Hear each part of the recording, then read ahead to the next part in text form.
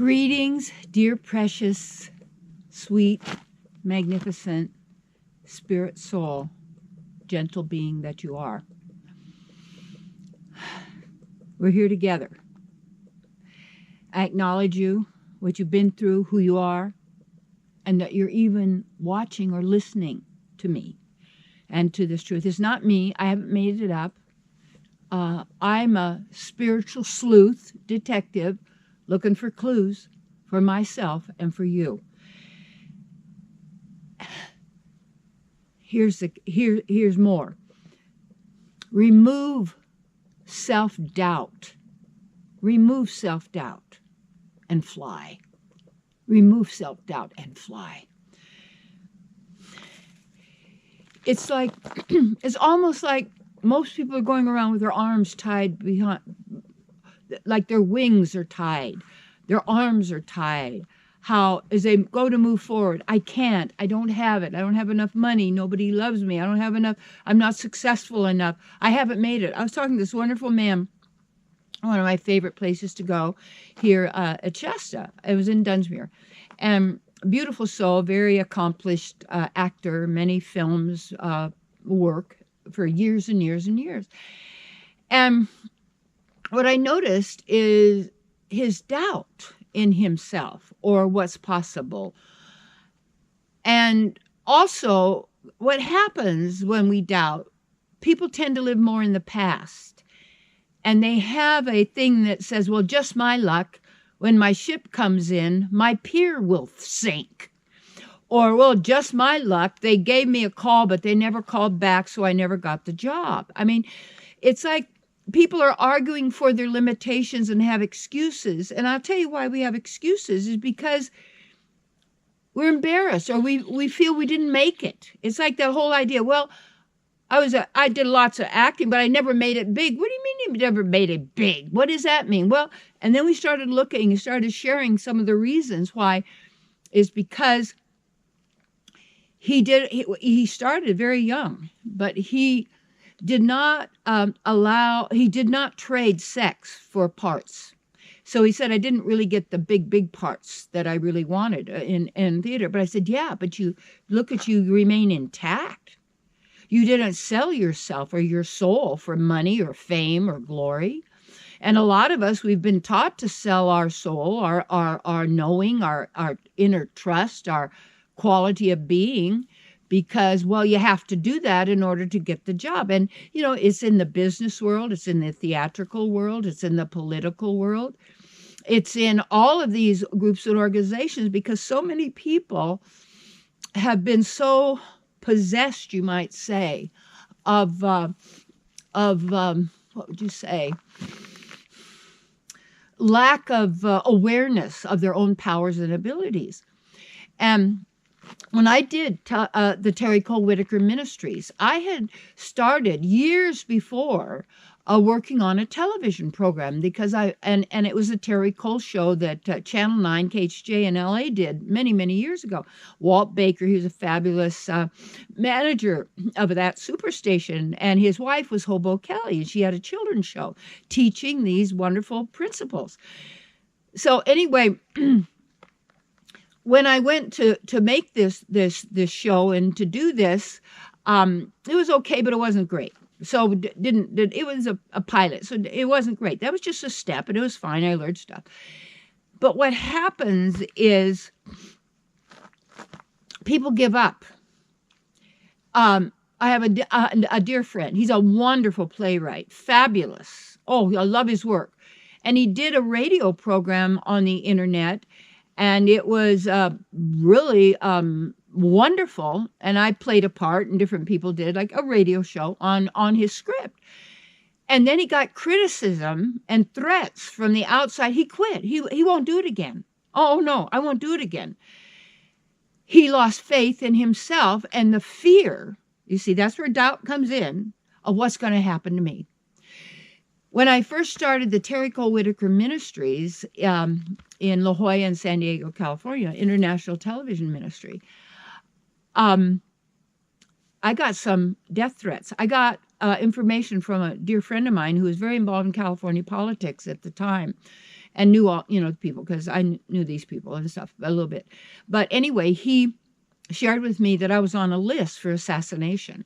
And I went, it's like, you go, what's going to happen? But, click, somebody goes, sees something and they go ashen and they're terrified. Well, what's going to happen to me? Well, I did whatever I did, but I had to come to terms with myself and to really take a look at what's really, really important. What is my work about? What is my life about? Am I hiding under a rock all the time so nobody hears me and nobody sees me and I don't make waves and I go along to get along? And why I'm mostly a hermit, and yet do my work, do my retreats and workshops and counseling and empowerment and enrichment and spiritual healing sessions with people over the phone or in person is where I'm working with people. Because when you go out in the world, so to speak, and when I tried to get my television program and I went to a number of different people and even a reality show at one time, they didn't want to do my reality. They wanted to make a reality for me to fit in that would be my reality show, but that wasn't my reality. It wasn't the way I was living. I actually really prefer sleeping on the floor on a futon or a mat. And but you had to have me in a big bed, jump out of it. And, I'm in this because that's your reality. Well, I'm healthy in my body. So I don't do the things that other people do. I'm a floor sitter. I'm a yogi. I'm flexible. I just had my the 79th year, supposedly, that I've been in this particular body form that has changed over and over and over again. And we all see the changes that are made. But who we are is a constant. So to remove self-doubt is actually to build your faith in the divine. And what's happening out there is people are separating themselves from themselves and giving power to thoughts and words that are sounds and squiggles on a piece of paper that people use to make laws and rules, human, man-made, AI, however it is, IT, information technology. And people are getting wrapped around in layers and layers and layers and layers of concepts and beliefs that depower us and empower someone or something else when you forget who you are and give your power to someone else to terrify you, to control you, to manipulate, to convince, to thwart your attempts, and all of this. And you take a look at who are you going to serve this day? The divine within, or these concepts and ideas that we have made God because we made the word God. The word is not God. The word is not supreme. In the universe, yes, sounds and words manifest, but we're the manifester. We're the believer. We're the one with the faith in whatever we have. And faith is your fuel of manifestation. And the moment you go, oh, well, what do I know? What do you know? Are you serious? You know what you know in the moment. And when you are right there in yourself, and we have to practice this and do this. So many people say, oh, I don't need to worry about it. I don't know where I came from or where I go, and I'm fine right now. You better. This is the greatest investment you can make. Because when you know, you can manifest. You know you're empowered. You know you contribute. You make a difference. You are a living example of a divine being, not a caricature, not a role in a script, a movie script, or someone else's life. And You know, it's like the problem when you go out and you hang out with everybody else. They're watching TV, they're texting, they're completely on their I know this one neighbor said, my iPhone's my everything. I knew a person said, my BlackBerry's my everything. Oh, pathetic. Pathetic. And the further people go in the games and the further people go into the outer, they lose the inner and who they really are. And when I used to volunteer in a mental institute, it was the Camarillo State Hospital at the time. And I did programs for the alcoholics and drug addict people, you know, and just working with them. They're great people. I also worked for a while in continuation high school, where I would help kids who weren't in the regular part of school, and didn't mean they needed to be, but they were also called difficult because they didn't get along, or they were just great people. And when you realize it's actually been someone else that they have received that person's influence that then put him in the mental institute, it was then it made that person have difficulty only because the person didn't know any better and chose, because that other person was an expert.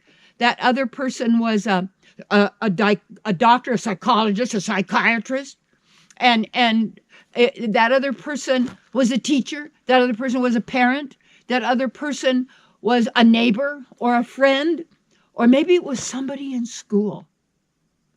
And those embarrassing moments, or those moments, those frightening moments, when you go out there to do something and others feel threatened by that, or because they've got their issues.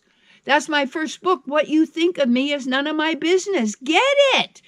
And for your children and everybody. And as we move on further, watch these videos. Get what we're doing here. And you get, and this isn't just an opinion. This is the result of valuable research I do for me and do for you. And what all I can do is offer it, and it's up to you whether you take it or not, and take that lead to eliminate self-doubt, which is ultimately self-abuse. So, take a nice deep breath. Take a nice deep breath.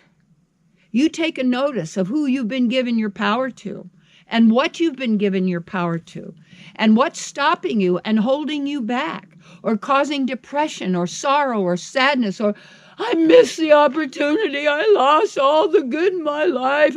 No, this moment is the first moment of your eternal existence, of successive moments of now, you being.